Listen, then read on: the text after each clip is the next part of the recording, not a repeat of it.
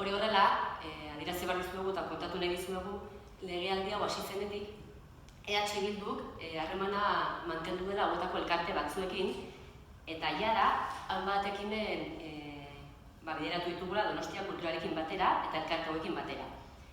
Horietako bi dira Donostiako liburutegi guztietan gaur egun zein hizkuntzako liburuen ezarpena egin dela, hiztegiak jarri dituzte, ikasteko liburuak eta umentzako ipuinak zein hizkuntzan, eta bestalde, lehenengo aldiz aurten, Olentzeroren desfilean zein hizkuntza interpretea izan ahal izan dute umegorrek.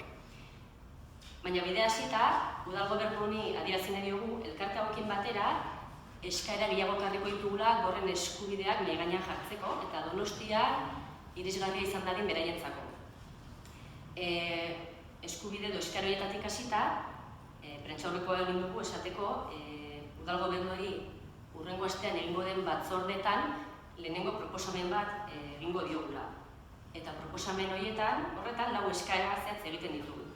Bat, Donostiako udalak instituzio publiko gisa interpreteak izan beharko lituzke pertsona horren eskaerak eta beharrak erantzuteko.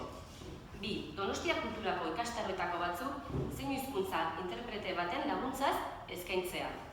Hiru, Donostia kulturak antolatzen dituen urteko ekintzetako batzuetan, Olentzeroan egin den bezala, zein hizkuntza interpreteak jartzea eta horrela adieraztea komunikabide eta katalogoetan, ekimena ezagutzera emateko horren komunitatearen artean.